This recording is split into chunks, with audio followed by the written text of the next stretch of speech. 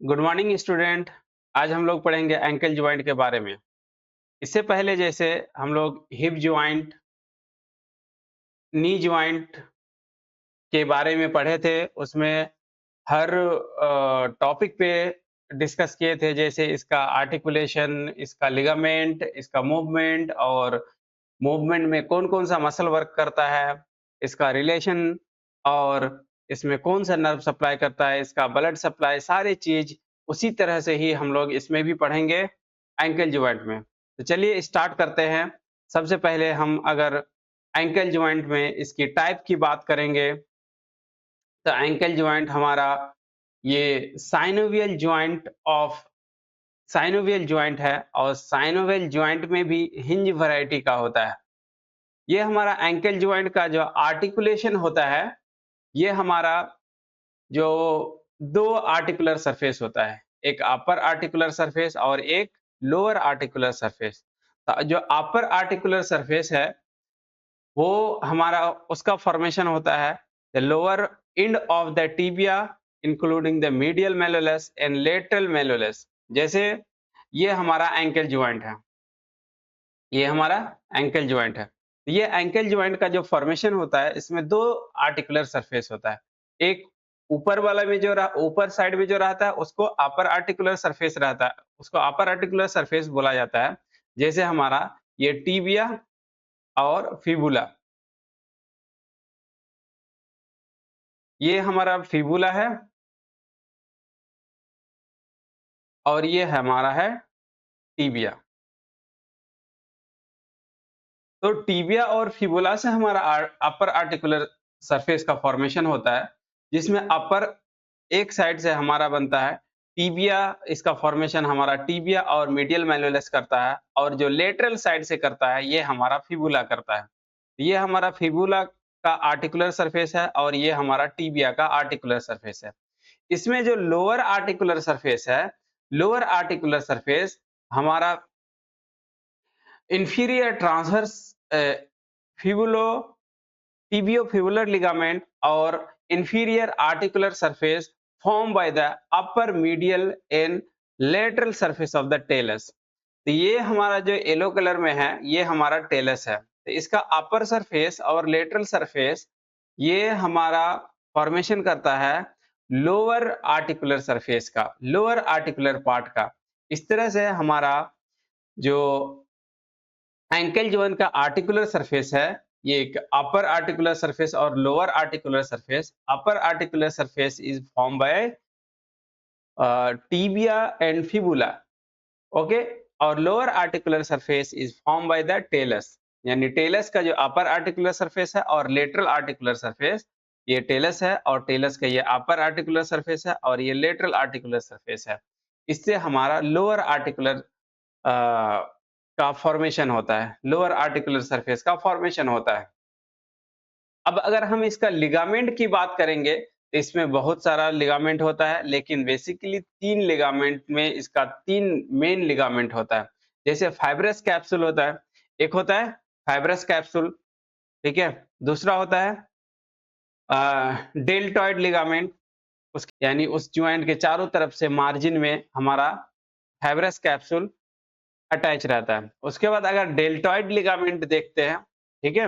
Deltoid ligament हमेशा याद रखना, बहुत लोग कन्फ्यूज़ हो जाते हैं कि डेल्टॉइड लिगामेंट शोल्डर में होता है। तो शोल्डर में हमारा डेल्टॉइड मसल्स होता है, लेकिन डेल्टॉइड लिगामेंट हमारा एंकल जॉइंट में होता है। तो डेल्टॉइड लिगामेंट मीडियल साइड में होता है, ठीक है? और ये बहुत स्ट्रॉन्ग लिगामेंट है।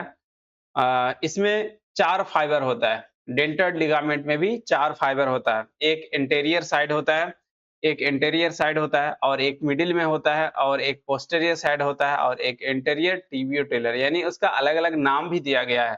जैसे जो एंटीरियर साइड होता है, उसको एंटीरियर फाइबर और टिबियोनेविकुलर लिगामेंट बोला जाता है। जैसे ये हमारा है एंटीरियर और टिबियोनेविकुलर लिगामेंट। ये टिबियोनेविकुलर लिगामेंट, ये हमारा डेल्टॉइड लिगामेंट का ही एक फाइबर का नाम है, ठीक है? और एक है मिडिल फाइबर और इसको टिबियो कैल्केनियम लिगामेंट बोला जाता है। यानी हमारा टिबिया और कैल्केनियम से ये अटैच रहता है।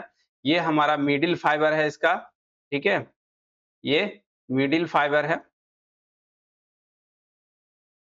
ये मिडिल फाइबर है जो अ, टिबिया और कैल्केनियम के साथ अटैच रहता है। तो इ इसको टिबियो कैल्केनियम लिगामेंट भी बोला जाता है और the middle fibre of the deltoid ligament भी बोला जाता है। उसके बाद एक पोस्टीरियर फाइबर है और उसको पोस्टीरियर टिबियो टेलर लिगामेंट बोला जाता है। तो this is the posterior fibre, ये हमारा पोस्टीरियर फाइबर है जो हमारा अपर पार्ट में यानी ऊपर की तरफ से ये अटैच रहता है टिबिया में और लोअर पार्ट में यहाँ पे नीचे की तरफ से इंफीरियरली ये हमारा टेलस में अटैच रहता है। इसीलिए इसको बोला जाता है टिबियो टेलर लिगामेंट। इसको क्या बोला जाता है? टिबियो टेलर लिगामेंट। एक होता है एंटेरियर टिबियो टेलर लिगामेंट, ठीक है? तो इसी तरह से एक एंटेरियर टिबियो टेलर लिगामेंट होता है। This is the anterior tibio talar ligament. ये था हमारा एंटेरियर टेलोनेविकुलर लिगामेंट, ठीक है? This is the talonavicular ligament और ये है हमारा interior tibio talar ligament. Okay, तो इस तरह से हमारा डेल्टॉइड लिगामेंट हम लोगों ने क्या पढ़ा? डेल्टॉइड लिगामेंट में 4 फाइबर होता है। डेल्टॉइड लिगामेंट हमारा मीडियल साइड में अटैच रहता है, एंकल जॉइंट के मीडियल साइड में रहता है। ये हमारा 4 फाइबर में डिवाइडेड रहता है। सबसे जो इंटीरियर साइड रहता है, ये हमारा है टिबियो नेविकुलर लिगामेंट। उसके बाद जो मिडिल साइड में रहता है, ये हमारा middle fibre of deltoid ligament और टिबियो कैल्केनियन लिगामेंट जो टिबिया और कैल्केनियम से अटैच रहता है। उसके बाद हमारा है posterior fibre of deltoid ligament और इसको पोस्टीरियर टिबियो टेलर लिगामेंट भी बोला जाता है। This is the posterior tibio talar ligament और एक एंटीरियर टिबियो टेलर लिगामेंट, ये है हमारा anterior tibio talar ligament. Okay, इस तरह से हमारा 4 फाइबर डेल्टॉइड लिगामेंट का होता है। अब अगर हम लेटरल साइड में जो लिगामेंट रहता है इसकी बात करेंगे, तो लेटरल साइड में जो लिगामेंट है, ये हमारा लेटरल साइड में लिगामेंट है। इसमें भी लेटरल साइड में भी हमारा 4 लिगामेंट होता है। लेटरल साइड में भी 4 लिगामेंट होता है। एक anterior talofibular ligament, anterior टेलोफिमुरल ligament यानी ये टेलस और फिबुला से अटैचमेंट रहता है, इसलिए इसको बोला जाता है एंटीरियर टेलोफिबुलर लिगामेंट। तो this is the anterior talofibular ligament.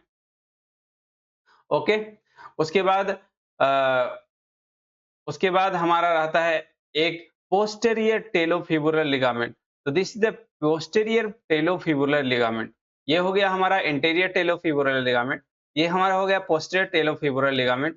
और एक होता है कैल्केनियो फिबुलर लिगामेंट, यानी हमारा कैल्केनियम और फिबुला से जो अटैच रहता है। तो this is the calcaneo fibular ligament. तो इस तरह से हमारा 3 लिगामेंट लेटरल साइड में रहता है और उसके अंदर में भी एक इंट्रोसियस लिगामेंट रहता है। उसके अंदर में भी एक इंट्रोसियस लिगामेंट रहता है। तो हम उसकी बात करेंगे कि इंट्रोसियस लिगामेंट। तो ये हमारा इंट्रोसियस लिगामेंट जो रहता है, ये हमारा टिबिया और फिबुला के बीच में लिगामेंट होता है। तो इसी को बोला जाता है इंट्रोसियस लिगामेंट और इंट्रोसियस टिबियोफिबुलर लिगामेंट। और इसके नीचे साइड में भी एक लिगामेंट रहता है इंफीरियर ट्रांसवर्स टिबियोफिबुलर लिगामेंट। तो this is the inferior transverse tibiofibular ligament. तो इस तरह से हम लोग लिगामेंट की बात किए। अब अगर इसका रिलेशन की बात करेंगे कि एंकल जॉइंट के इंटीरियर साइड में क्या होता है, पोस्टीरियर साइड में क्या होता है, मीडियल साइड, लेटरल साइड कौन सा स्ट्रक्चर लाइज करता है, अगर हम इसकी बात करेंगे तो अगर इंटीरियरली देखेंगे मीडियल साइड से लेटरल साइड की तरफ में, तो सबसे पहले रहता है हमारा टिबियलिस एंटीरियर जो मसल्स होता है और एक्सटेंसर हेलोसिस लॉन्गस मसल्स रहता है। द एंटीरियर टिबियलिस वेसल्स रहता है, द डीप पेरोनियल नर्व रहता है और extensor digitorum longus and peroneus Tertius. इतना सारा हमारा स्ट्रक्चर इंटीरियर साइड में रहता है। जैसे कि अगर हम इस फिगर में देखेंगे तो ये हमारा टाइलस हुआ, ठीक है? ये टाइलस हो गया, ये हो गया फिबुला और ये हो गया टिबिया, ठीक है? यानी टिबिया का ये मीडियल मैल्यूलस है, ये फिबुला का लेटरल मैल्यूलस है, ठीक है? और ये टाइलस है। तो इसके इंटीरियर साइड में अगर देखेंगे मीडियल से लेटरल की तरफ, यानी इधर हुआ हमारा मीडियल और इधर हुआ हमारा लेटरल। तो मीडियल से लेटरल की तरफ देखेंगे तो सबसे पहले हमारा यहाँ पे एक मसल्स होता है जिसको टिबियलिस एंटेरियर बोला जाता है। क्या? टिबियलिस एंटेरियर। तो ये मसल्स हमारा टिबियलिस एंटेरियर मसल्स है। उसके बाद एक्सटेंसर हेलोसिस लॉन्गस मसल्स है। उसके बाद एक्सटेंसर हेलोसिस लॉन्गस मसल्स है। उसके बाद फिर आर्टरी होता है। तो ये हमारा एंटेरियर टिबियल आर्टरी है। उसके बाद एक नर्व है जो डीप पेरोनियल नर्व बोला जाता है इसको। क्या बोला जाता है? Deep peroneal nerve. उसके बाद और एक मसल्स होता है एक्सटेंसर डिजिटोरम लॉन्गस। तो this is the extensor digitorum longus और उसके बाद आता है पेरोनियस टर्टियस। तो this is the peroneus Tertius. इस तरह से हमारा एंटेरियर साइड में यानी एंकल जॉइंट के एंटेरियर साइड में 4 मसल्स, एक ब्लड वेसल्स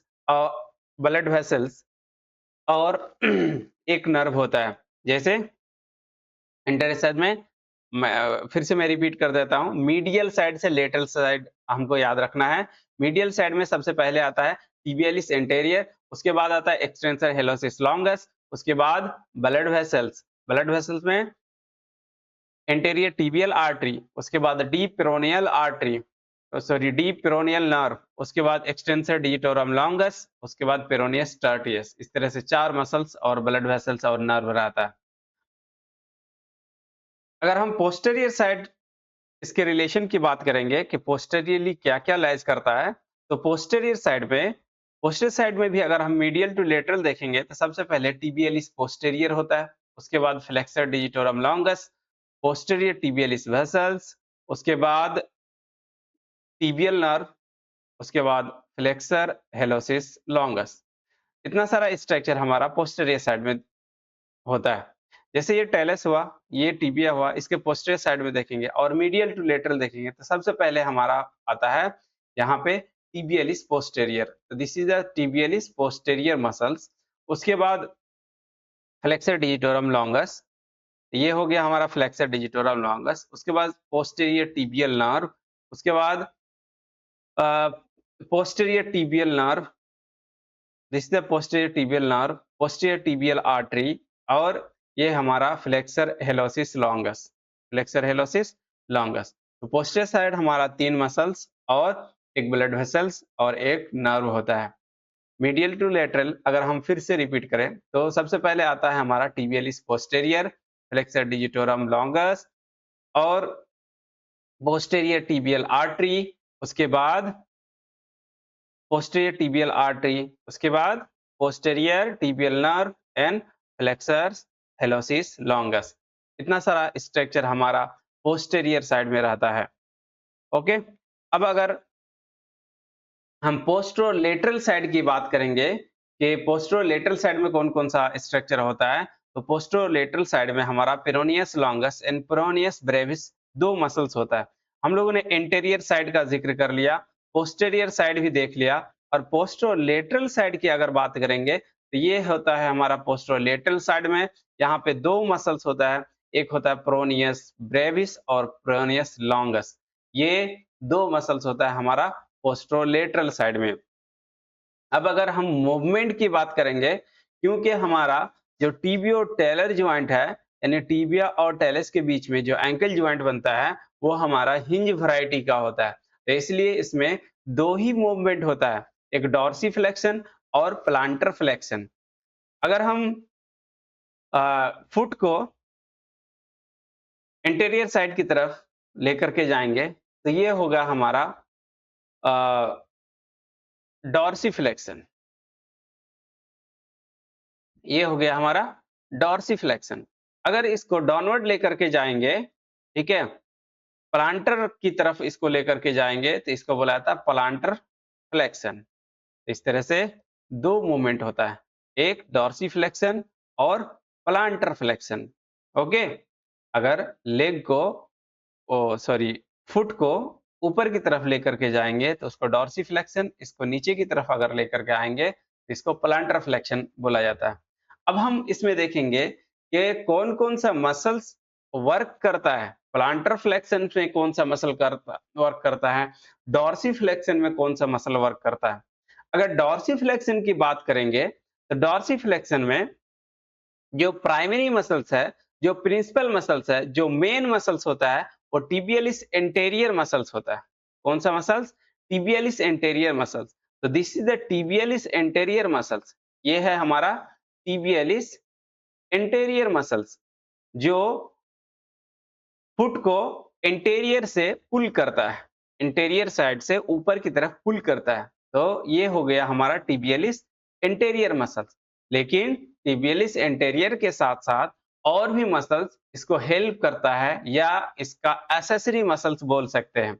जैसे इसके साथ-साथ इधर भी हमारा देख रहे हैं कि बहुत सारा टेंडन है, मसल का टेंडन है। तो कौन-कौन सा मसल का टेंडन इसके साथ में काम करता है? तो ये हमारा extensor digitorum longus, extensor hallucis longus और पेरोनियस टर्टियस, ये 3 मसल्स इसका एक्सेसरी मसल कहलाता है, जो प्लांटर फ्लेक्शंस में, सॉरी डॉर्सिफ्लेक्शंस में ये हेल्प करता है। क्या? डॉर्सिफ्लेक्शन में ये हेल्प करता है। लेकिन इसका जो प्राइमरी मसल्स है, ये टिबियलिस एंटेरियर है। तो अगर हम प्लांटर फ्लेक्शन की बात करेंगे, तो जब हमारा फुट डाउनवर्ड की तरफ जाता है, यानी प्लांटर सरफेस की तरफ जाता है, तो इसी को बोला जाता है प्लांटर फ्लेक्शन। क्या बोला जाता है? Planter flexion. तो प्लांटर फ्लेक्शन में हमारा कौन-कौन सा मसल काम करता है? तो प्लांटर फ्लेक्शन में जो मेन मसल काम करता है, जो इसका प्रिंसिपल मसल्स है, वो हमारा काफ मसल्स है। क्या? काफ मसल्स है। काफ मसल में कौन-कौन सा मसल्स है? तो हमारा गैस्ट्रोनोमियस एंड सोलियस। ठीक है? तो ये मेन मसल्स हमारा प्लांटर फ्लेक्शन कराता है। तो इस ये 2 मसल को काफ मसल्स बोला जाता है। क्या? काफ मसल्स बोला जाता है। और इसको पेरिफेरल हार्ट भी बोला जाता है। ठीक है? काफ मसल को पेरिफेरल हार्ट भी बोला जाता है, जो हमारा लेग से ब्लड को ऊपर की तरफ पंप करता है। ओके? खैर, इसके लेकिन प्लांटर फ्लेक्शन का जो प्राइमरी मसल्स है, वो तो काफ मसल्स है, लेकिन इसके साथ-साथ और भी कुछ मसल्स है जो इसमें हेल्प करता है, जिसको एक्सेसरी मसल्स बोला जाता है। जैसे ये प्लांटरिस मसल्स, टिबियलिस पोस्टीरियर और flexor hallucis longus, flexor digitorum longus. इतना सारा मसल्स, यानी अ, ये हमारा गैस्ट्रोनोमियस हो गया। दिस इज द गैस्ट्रोनोमियस, ये सोलियस, और इसके साथ-साथ भी और भी यहाँ पे बहुत सारा मसल्स है, जो इसके साथ एक्सेसरी मसल्स, एक्सेसरी इस एक्शन को हेल्प करता है। ठीक है? उसको हेल्पर मसल्स भी बोला जाता है। ठीक है? तो ये सारा हमारा हेल्पर मसल्स है, या इसको एक्सेसरी मसल्स भी बोला जाता है। ओके? ये हो गया हमारा प्लांटर फ्लेक्शन। तो अगर ब्लड सप्लाई की बात करेंगे, तो इसमें जो ब्लड सप्लाई होता है, तो एंटीरियर साइड से anterior tibial artery, posterior side से पोस्टीरियर टिबियल आर्टरी और पेरोनियल आर्टरी से इसमें सप्लाई होता है। तो this is the peroneal artery, और ये हो गया एंटीरियर टिबियल आर्टरी। यहाँ पे ये वाला जो है, this is the anterior tibial artery, और ये हमारा पोस्टीरियर टिबियल आर्टरी। ये 3 आर्टरी से हमारा ब्लड सप्लाई होता है। कौन-कौन सा आर्टरी से ब्लड सप्लाई होता है? Anterior tibial artery, posterior tibial artery and peroneal artery. ये 3 आर्टरी से हमारा एंकल जॉइंट को ब्लड सप्लाई होता है। अब अगर नर्व सप्लाई की बात करें, तो इसमें 2 नर्व का छोटा-छोटा ब्रांचेज फिर निकलता है, जिससे सप्लाई होता है। जैसे एक नर्व हमारा डीप पेरोनियल नर्व और एक टिबियल नर्व से सप्लाई होता है। जो एंटीरियर साइड से कॉमन पेरोनियल नर्व आता है, उसका 2 ब्रांचेज होता है, एक सुपरफिशियल पेरोनियल नर्व और एक डीप पेरोनियल नर्व। तो डीप पेरोनियल नर्व ये हमारा सप्लाई करता है एंकल जॉइंट को, और जो पीछे साइड से हमारा अ, जो टिबियल नर्व आता है, तो वो सप्लाई करता है हमारा एंकल जॉइंट को। ठीक है? तो this is the post tibial nerve, जो हमारा काफ मसल के अंदर से जाता है। ये हो गया हमारा टिबियल नर्व, यहाँ पे एंकल जॉइंट में सप्लाई करता है, ये भी इसका छोटा ब्रांच निकल करके। उसके बाद ओके, जैसे इस फिगर में आप देख रहे हैं कि यहाँ से आया, आने के बाद ये छोटा ब्रांच यहाँ से निकलता है और जाके हमारा एंकल जॉइंट को सप्लाई करता है।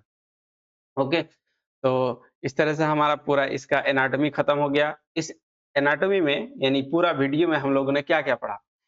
इस जॉइंट का आर्टिकुलेशन, इसका टाइप, इसका लिगामेंट, मूवमेंट, मूवमेंट में कौन-कौन सा मसल काम करता है, इसका ब्लड सप्लाई, नर्व सप्लाई और अब थोड़ा-सा क्लिनिकल एनाटॉमी देखेंगे। इस जो कॉमन प्रॉब्लम होता है, तो एंकल में सबसे कॉमन प्रॉब्लम होता है एंकल स्प्रेन। जब एंकल ट्विस्ट हो जाता है, इनवर्ट की तरफ ये ट्विस्ट हो जाता है, मुड़ जाता है, ठीक है? तो हमारा लेटरल साइड में जो लिगामेंट होता है, यानी जो लेटरल साइड में जो भी लिगामेंट होता है, जो लेटरल कोलेटरल लिगामेंट होता है, ठीक है? उसी में इसका इंजरी हो जाता है, ठीक है? लेटरल साइड में जो लिगामेंट होता है, इसका इंजरी हो जाता है। तो इसी को बोला जाता है एंकल स्प्रेन। एंकल स्प्रेन में सबसे ज़्यादा कॉमन है जो लेटरल साइड का लिगामेंट का इंजरी। तो लेटरल साइड लिगामेंट का इंजरी सबसे कॉमन है। उसके बाद इसमें डिसलोकेशन भी हो जाता है, ठीक है? जब हमारा टेलस टिबिया से और फिबुला से ये हट जाती है, डिसलोकेट हो जाता है, डिसआर्टिकुलेशन हो जाता है, तो इसी को बोला जाता है हमारा एंकल डिसलोकेशन। तो सबसे कॉमन प्रॉब्लम ये है, उसके अलावा भी छोटे-छोटे बहुत सारा प्रॉब्लम होता है, फ्रैक्चर भी होता है इसमें, ठीक है? तो अभी के लिए इतना ही, फिर अगले वीडियो में हम लोग इसको और भी क्लिनिकल को डिटेल से पढ़ेंगे, या हम लोग जब क्लिनिकल पढ़ेंगे ऑर्थोपेडिक में, तो हम लोग इसको डिटेल से पढ़ेंगे। ओके? तो अगर मेरा वीडियो आप लोगों को अच्छा लगा है, ठीक है? तो अपने दोस्त को, अपने कॉलेज फ्रेंड को शेयर करें और मेरे चैनल को सब्सक्राइब करें।